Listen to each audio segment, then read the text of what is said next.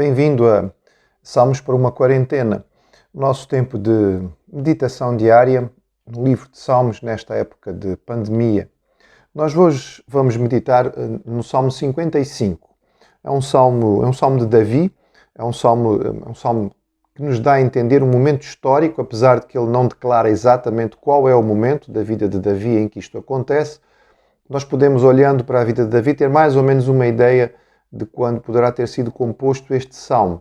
É um salmo de lamentação, com alguma dificuldade em termos de divisão, porque este salmo é um salmo que não é tão claro como outros. Há muitos salmos de lamentação que têm claramente uma parte de lamentação e depois passam para outro tipo de colocação. Mas este salmo é um salmo que parece que vai e volta, ele não é muito fácil em termos de divisão.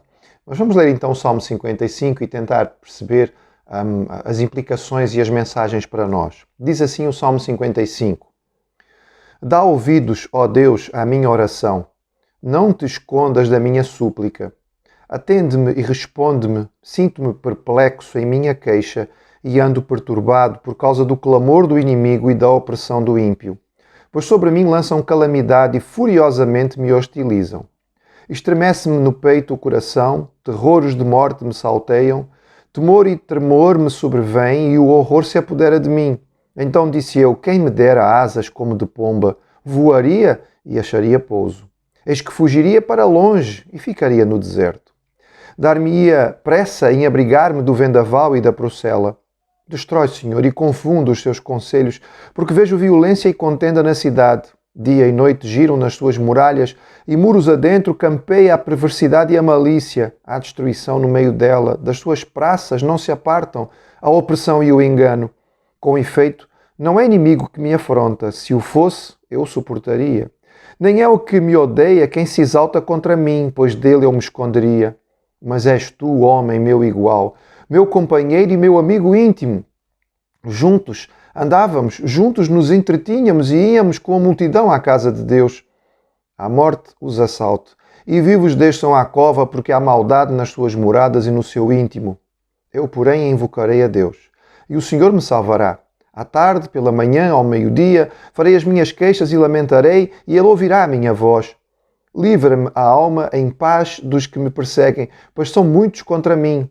Deus ouvirá e lhes responderá. Ele que preside desde a eternidade, porque não há neles mudança nenhuma e não temem a Deus. Tal homem estendeu as mãos contra os que tinham paz com ele, rompeu a sua aliança. A sua boca era mais macia que a manteiga, porém no coração havia guerra, e as suas palavras eram mais brandas que o azeite, contudo eram espadas desembainhadas. Confia os teus cuidados ao Senhor, e Ele te susterá.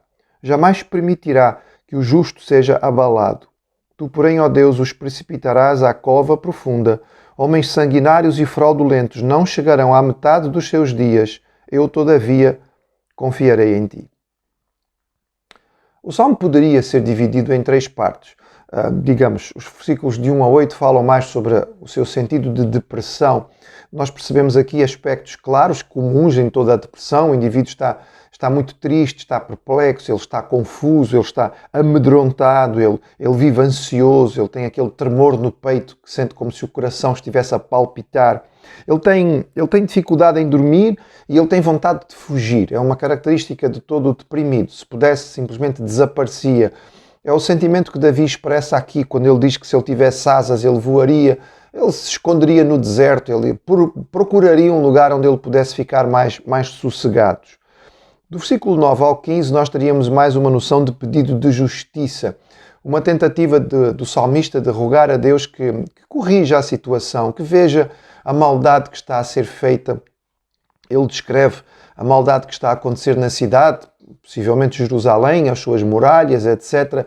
E como há tanta coisa ruim a acontecer e que ele gostaria que Deus intervisse. E a partir do verso 16, então, a mudança de pensamento no seu focar em Deus e em rogar a Deus que possa abençoá-lo, terminando com alguma palavra de confiança no Senhor.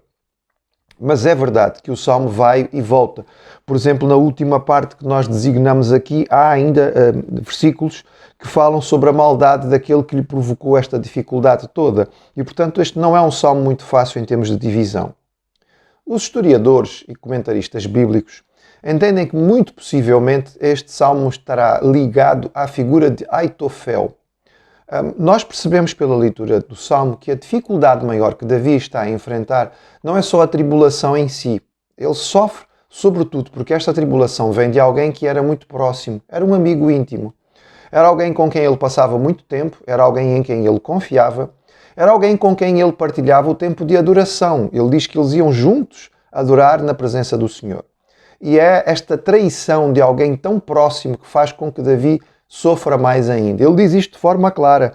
Se fosse o inimigo, ele diz no versículo 12, eu ia entender, eu ia suportar, mas eu pensei, é alguém que está próximo de mim, é alguém que é meu amigo. Ele diz a certa altura que esta pessoa rompeu a aliança, no versículo 20. Havia um acordo entre eles, não é um acordo formal, mas havia estabelecido uma ligação de confiança entre eles e esta confiança foi rompida. E por isso ele está em grande sofrimento no seu coração, ele está em dor. Aitofel era um dos conselheiros mais importantes que Davi tinha. Este homem estava próximo ao trono e ele dava muitas orientações. Ele era conhecido como um homem muito sábio e a sua palavra era tida como praticamente um oráculo. Quando Aitofel falava era como se Deus tivesse dito alguma coisa.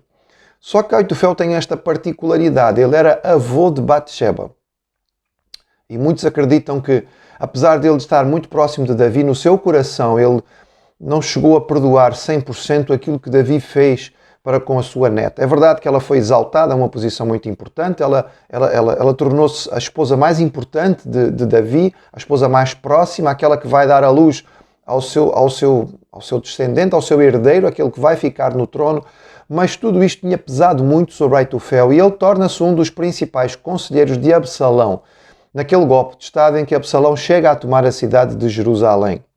A certa altura, Davi vai pedir a um dos seus grandes amigos que fique em Jerusalém como conselheiro para contrariar o conselho de Aitofel. Quando ele recebe a informação, e ele realmente sente-se traído porque ele não sabia, que Aitofel está junto com Absalão, ele faz esta oração que depois aparece aqui no versículo 9, confunde os seus conselhos. Ele sabia que Aitofel era um homem sábio. E de facto o conselho de Aitofel a Absalão é muito bom. Se Absalão tivesse seguido o conselho de Aitofel, as coisas teriam ficado muito mais difíceis para Davi. Mas o Senhor interveio nesta ocasião e ele acaba por não aceitar o conselho de Aitofel. E Aitofel percebe que Davi vai acabar por ter a vitória final, porque ele conhece muito bem Davi e ele vai se suicidar. Concordando talvez com aquilo que diz o último versículo, não é? Que aqueles que agem desta maneira não chegam à metade dos seus dias. Este é um salmo que mais uma vez fala sobre o sentido da depressão e da tristeza, do domínio da ansiedade. Quando ela tenta nos dizer como é que as coisas são, quando a depressão tenta nos mostrar a sua versão do mundo, a sua versão da realidade, a sua versão de nós mesmos. E é preciso não aceitar esta versão. É preciso não permitir que a ansiedade e a depressão falem sozinha, mas responder a ela com convicção e buscar ao Senhor.